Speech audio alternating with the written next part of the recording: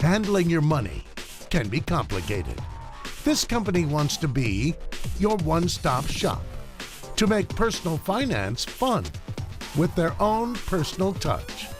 Are consumers ready to put SoFi at the center of their own financial universe? The concept of online lending has been kind of a tough business lately. Many of the companies have been forced to scale back. But there's one privately held company that seems to be doing it right and then some. I'm talking about SoFi. Now, you might have seen their Super Bowl ads. SoFi got its start as an online lender that would refinance student loans. What a great idea. Taken out by graduates of elite universities, nice niche. And since then, they've expanded into personal loans, mortgage lending, asset management, checking accounts, even life insurance, and more. And it's not just lending. SoFi has an incredibly personalized business model where they offer their customers career advice, even, hey, some dating events to keep people engaged. SoFi views itself as the anti-bank. They have no fees. Their lending process is extremely simple, and there's the whole social network component. Still, in 6 short years, they've already funded $16 billion in loans. It's a real deal, and the company just closed on a $500 million round of funding. I think this is a very intriguing story, so let's go off the tape with Mike Cagney, the co-founder and CEO of SoFi, learn more about his company and the unique niche it occupies. Mr. Cagney, welcome to Mad Money. Good to see you, sir. Thank you. Have a seat.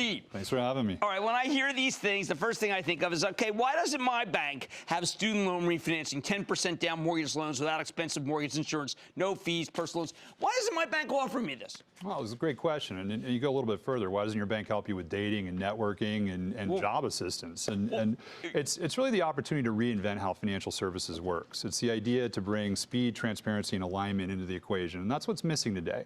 You know, people want mobile devices. They want the ability to get a loan on their phone. They want no fees. They want a very easy, straightforward process. But they also want a relationship with the lender where they're engaged, they're partners. And that's what SoFi is. But wouldn't we think that that's too expensive, and that's why they don't offer it? So it's interesting. When you think about cost of acquisition and how you get someone through the door, every happy hour we hold, every member event we hold, it's all embedded in that. And if you look at where we compete versus the broader market, we acquire customers at 1/5 the cost of where a bank acquires the same type of borrower for the same type of product. The huge student loan market is something, it's funny, until I saw it, I was talking to my partner David Faber in Squawk of the Show, I said, it's not a market, it's just a cesspool. We're all caught in it. It could bring our whole nation down. And then suddenly you guys said, there's this alpha that's actually trying to do something about it. That's you right. guys. That's right. And if you look at, there's 1.1 trillion of student loan debt outstanding today. But in terms of SoFi's focus, there's about 300 to 400 billion that we focus on. And we deliver about a $22,000 average savings to our borrowers who refinance over the life of their loan. We get them out of debt faster, but more importantly, we help them start investing, we help them start thinking about home ownership, and we help them start thinking about their goals and objectives. Who is the we? I mean, why should we think that the we knows enough to help? Sure. So in general, we target a customer between 25 and 45, but our members are as young as 19, they're as old as 90, and obviously there's no age restriction. And, and in fact, there's no reason why a 55-year-old doesn't like speed and transparency and alignment. They're all good things. Right. And so we're very focused on that. But core marketing is really around a 25 to 45-year-old customer. Now, I think some of the more veteran bankers were watching and say, well, yeah, but that's great, but SoFi can't possibly make enough money to be a bank. So if you look at SoFi ROE, it's substantially higher than the sub 10% ROE that lives in the banking universe today. So I would beg to differ about that. I think there's an enormous opportunity. And there's a lot of cynicism from bankers. I remember the first time I went to talk about our 10% down mortgage product, I went to one of the top 4 banks. And it was a typical meeting. I had a 65-year-old managing director and a 30-year-old vice president. And I was explaining about the need for this 10% down product for high net worth or high income borrowers. And the feedback was, this is a ridiculous product, nobody wants it. And as I was walking to the elevator, the 30-year-old vice president, once we were out of earshot of the managing director, said, I need that loan, how do I get it? And it's just emblematic of the fact that the financial industry really hasn't recognized the need of this market yet. Now, how about the temper of the times? In the last, we're getting some very good numbers, some good reads, consumer confidence reads about the, let's say, post-election. So because I don't want to polarize anybody, you seeing renewed interest?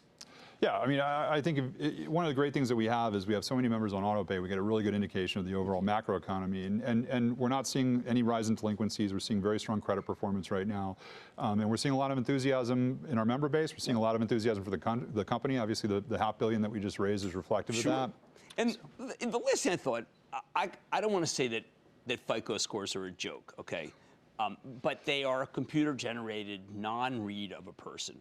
If you do a 360 of a person, it is often far different from a FICO. You do the 360, don't you? That's right. I think the issue with FICO is good credit will tend to have high FICO, but high FICO doesn't necessarily mean good credit. Right. And you have to understand that dynamic. And so what we look at is we're looking at your credit history, we're looking at your income and your ability to pay, we're looking at your income volatility. If you look at our broad portfolio, you look at our mortgage business, for example, I think we've had one delinquent payment, which was when I forgot to put my loan on auto pay. So I'm actually the culprit for that. But no one's originated consumer credit as robust as we have. And that's reflective of the AAA ratings we have in the market on our securities. Well, I think that everybody wishes you well. Everybody who's watching wishes you well. I know, because it's just different, and we all feel that it's right. I think it's a great opportunity. I appreciate it. Fantastic. That's Mike Cagney, co-founder and CEO of SoFi. No, it's not publicly traded. Yes, you would like to have shares in it if it were. Mad Money's back after the break. Thank you. Thank you. Booyah! Jim Cramer here from Mad Money. Thanks for watching CNBC on YouTube. Click here to subscribe and get the jump on my exclusives with CEOs, plus market news, investing advice, and a whole lot more.